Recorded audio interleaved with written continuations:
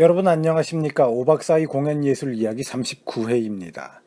자기가 연극, 영화에 관심은 있는데 돈은 없어서 관련되는 대학원에는 진학을 하지 못하고 그래서 그 수업들을 듣고 싶어서 안타까운 마음이 있는 사람이 있으면 당장 인터넷 유튜브에 들어가서요.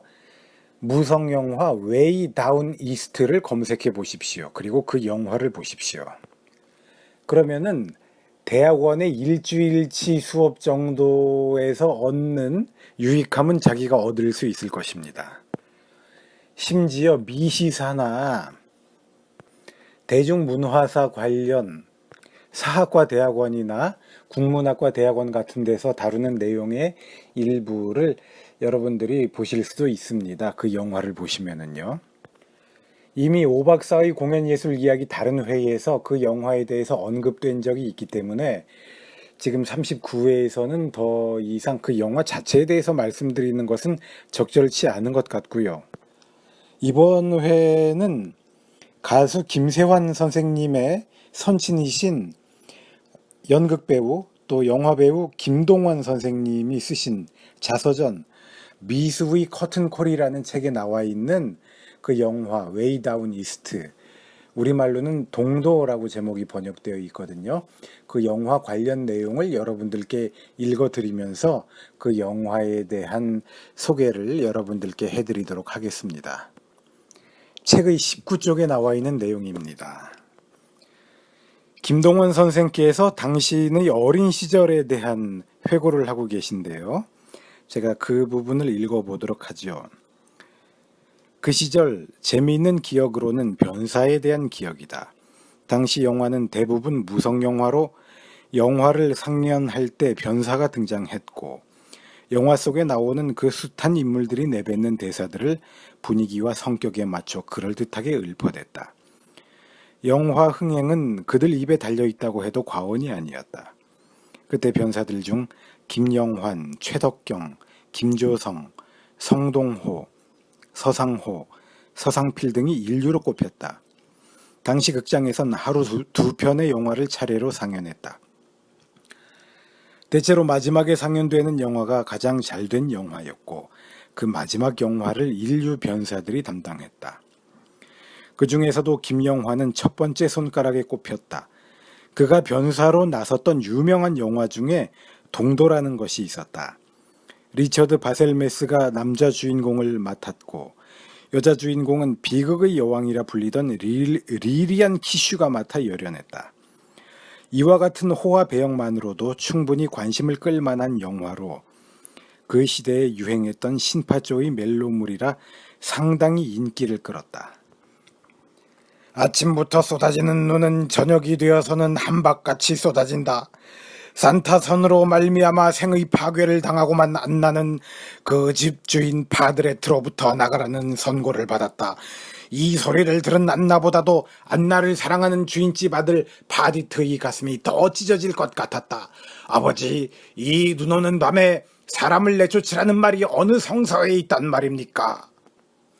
라며 어찌나 변사가 대사를 잘 하던지 영화보다 변사의 입담이 더 화제가 되었다.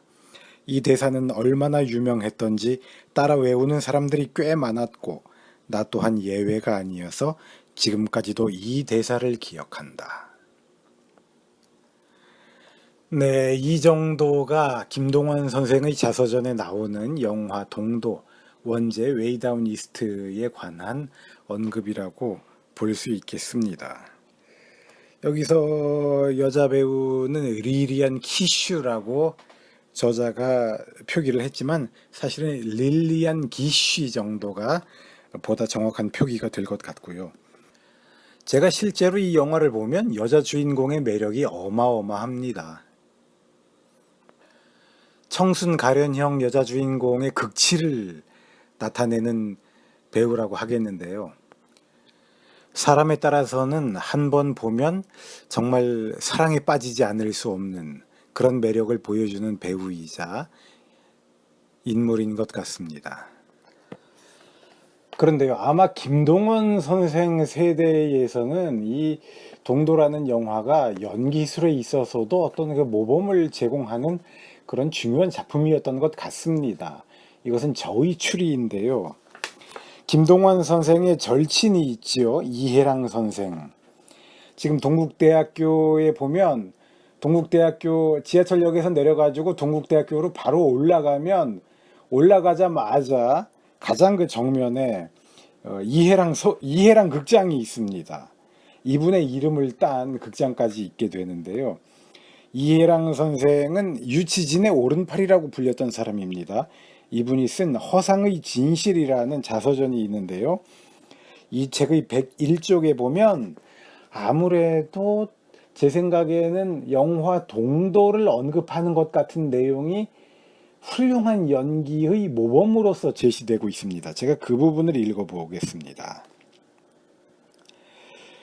배우의 대사 마디마디에는 과거의 인생이 짙은 그림자를 깔고 있고 그가 하는 소리에는 안전의 사실보다도 과거가 더 큰 비중을 가지고 그의 심정을 지배하고 있기 때문이다. 그녀는 그가 파혼을 선언하고 퇴장한 다음 조용히 자기의 의자로 가서 앉는다.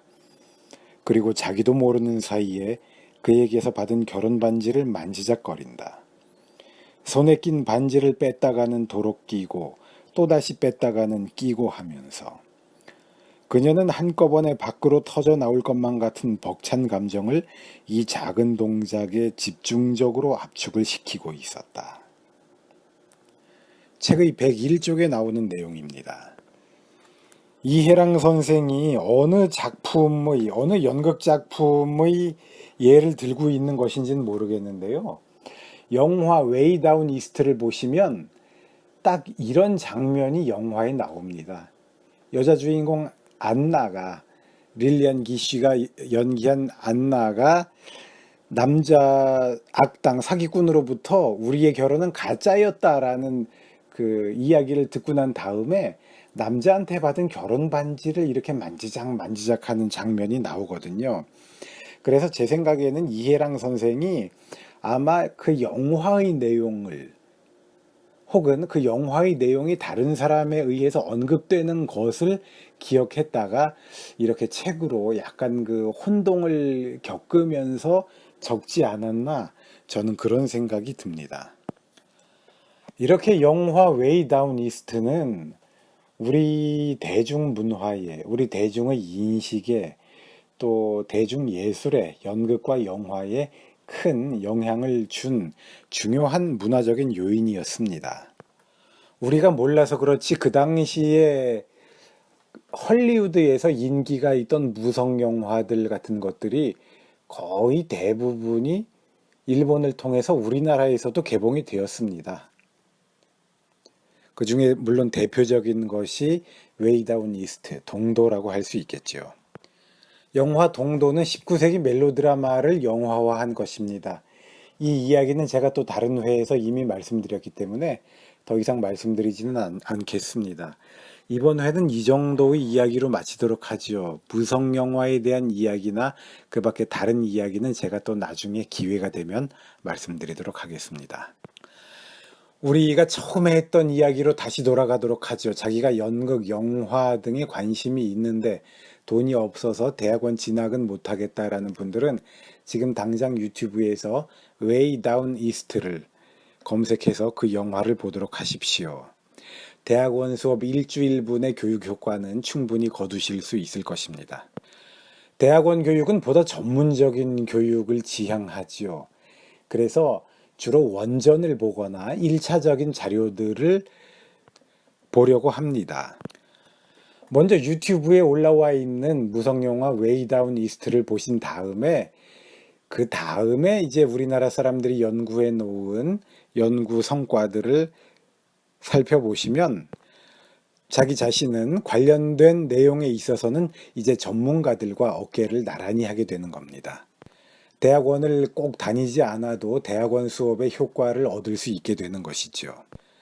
그렇게 해서 영화 웨이 다운 이스트에 대한 자기만의 견해를, 자기만의 시각을 구축한 다음에 도서관 검색이나 리스4유 같은 사이트에서의 검색을 통해서 한국의 학자들이 그동안 이 자료에 대해서, 이 문화적 현상에 대해서 어떠한 논문들을 썼나, 어떠한 저작물들을 내었나라는 것을 검토해 보시면 자기는 그야말로 그 분야에서는 전문가 중에 한 명이 되는 것입니다.